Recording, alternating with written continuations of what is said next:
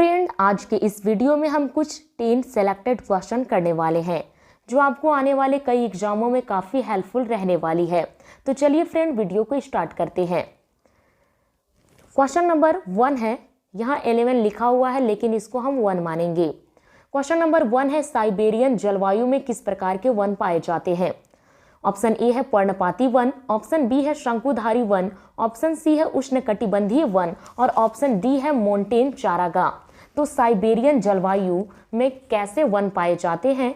तो इसका सही जवाब होगा option number B is the right answer.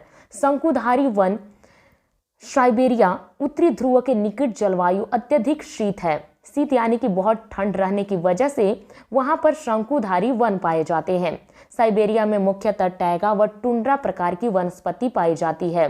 तो याद रखेंगे कि शंकुधारी जो वन होते हैं वो साइबेरिया नामक जलवायु में पाए जाते हैं, उत्तरी ध्रुव के निकट स्थित हैं।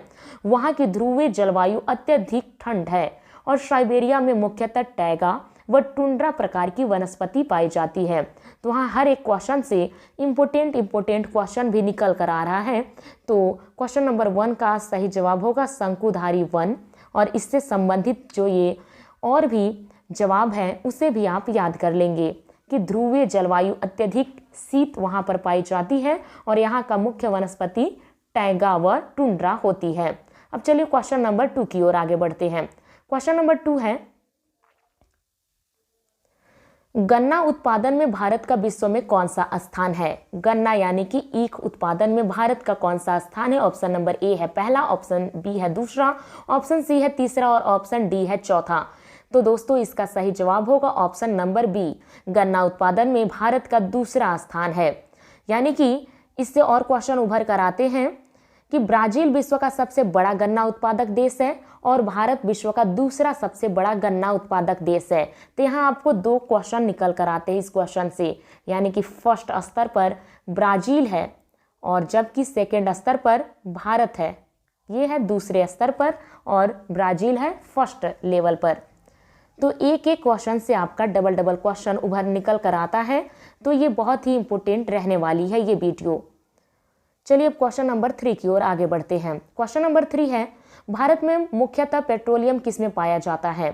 पेट्रोलियम, जहाँ से पेट्रोलियम निकलते हैं जैसे पेट्रोल, डीजल, केरोसिन, ये सब पेट्रोलियम कहे जाते हैं, जिसका फिर से परिष्कृत होता है और वो फिर पेट्रोल टंकी में आ जाते हैं। तो ऑप्शन नंबर ए है बासाल्ट, ऑप्शन बी है रूपांतरित चट्टाने, ऑप्शन नंबर सी अवसादी चट्टाने और ऑप्शन डी है उपरोक्त में से कोई नहीं। तो इसका सही जवाब होगा ऑप्शन नंबर सी अवसादी चट्टाने। अवसादी चट्टाने लंबे समय काल में परतों में बनती हैं और इन चट्टानों में जीवाश्म पाए जाते हैं जिसमें पेट्रोलियम की प्राप्ति होती है।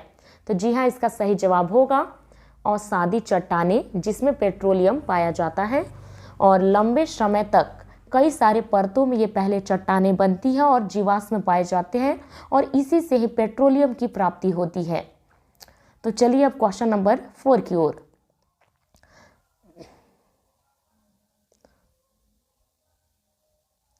चलिए क्वेश्चन नंबर 4 है, माउंट एवरेस्ट निम्नलिखित में से किसका हिस्सा है? ऑप्शन ए है महलंगपुर हिमालय, ऑप्शन बी है धौलागिरी हिमालय, ऑप्शन सी है बलतोरो हिमालय की ऑप्शन डी है जुगल हिमालय। तो इसका सही जवाब होगा महलंगपुर हिमालय। इसका सही जवाब होगा ऑप्शन नंबर ए महलंगपुर हिमालय, जो कि माउंट एवरेस्ट को तिब्बत में सागर माथा के नाम से जाना जाता है और इसकी ऊंचाई 8,848 मीटर है। और इससे क्वेश्चन एक और बता दे रही हूँ फ्रेंड कि सबसे पहले महिला में जो हिमालय पर्वत पर चढ़ी उसका नाम है बछेंद्री पाल। क्या नाम है? बछेंद्री पाल, जो कि 8,848 मीटर की ऊंचाई पे 43 मिनट जाकर वहाँ पर समय बिताई। कितने मिनट? 43 मिनट, जो कि सागर माथा के नाम से भी जाना जाता है माउंट एवरेस्ट को, और ये है महलंगपुर हिमालय में आता है। तो चलिए अब क्वेश्चन नंबर 5 की ओर। क्वेश्चन नंबर 5 है, निम्नलिखित में से किस क्षेत्र में सूर्य जून उत्तरायण के दौरान अस्त नहीं होता है और दिसंबर उत्तरायण के दौरान उगता नहीं है? बहुत ही इंपॉर्टेंट क्वेश्चन है कि किस क्षेत्र में सूर्य जून उत्तरायण के दौरान अस्त यानी कि डूबता नहीं है और दिसंबर उत्तरायण के दौरान उगता ही नहीं है। तो इसके ऑप्शन है अंटार्कटिक वृत्त, ऑप्शन बी है आर्कटिक वृत्त, ऑप्शन सी है कर्क रेखा और ऑप्शन डी है मकर रेखा। तो इसका सही जवाब होगा आर्कटिक वृत्त। जी हाँ, इस क्वेश्चन का कि जुलाई महीने के उत्तरायण में उगता नहीं है और दिसंबर में डूबता नहीं है, तो इसका सही जवाब होगा आर्कटिक वृत्त। आर्कटिक वृत्त उत्तरी ध्रुव में स्थित है, ये याद रखेंगे। अब चलिए बढ़ते हैं क्वेश्चन नंबर 6 की ओर। क्वेश्चन नंबर 6 है निम्नलिखित में से कौन सा एक गर्म वायु नहीं है। ऑप्शन ए है सिरोकू, ऑप्शन बी है चिनुक, ऑप्शन सी है मिस्ट्रल और ऑप्शन डी है लू। तो कौन सा गर्म वायु नहीं है? तो लू तो गर्म वायु है होता है, ये तो जानते ही हैं। लू ये गर्म वायु है और अन्य भी गर्म वायु ही है। इसका सही जवाब होगा ऑप्शन नंबर सी मिस्ट्रल। उत्तर व उत्तर पश्चिमी शीत वायु है, यानी कि ठंडी वायु है जो भूमध्य सागर के उत्तर पश्चिम में बहती है। यह शीतकाल में काफ़ी प्रभावी होती है। इतना ज़्यादा ठंड होती है कि शीतकाल में बहुत ही कपकपा देने वाली ठंड इस शीत वायु से मिलती है। चलिए अब क्वेश्चन नंबर 7 की ओर आगे बढ़ते हैं। क्वेश्चन नंबर 7 है निम्नलिखित में से किसका वेग सर्वाधिक होता है। ऑप्शन ए है हरिकेन का, ऑप्शन बी है टोर्नाडो का, ऑप्शन सी है तूफान और ऑप्शन डी है चक्रवात। तो इसका सही जवाब होगा ऑप्शन नंबर बी टोर्नाडो का सबसे ज़्यादा सर्वाधिक वेग होता है। तो टोर्नाडो का वेग 180 किलोमीटर प्रति घंटा से लेकर 480 किलोमीटर प्रति घंटा तक होती है, जो कि बहुत ही ज़्यादा तेज वेग है। तो अब चलते हैं क्वेश्चन नंबर 8 की ओर। ओब नदी किस क्षेत्र में प्रवाहित होती है।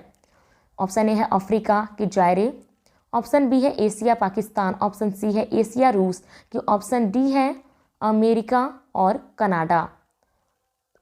इसका सही जवाब होगा ऑप्शन नंबर सी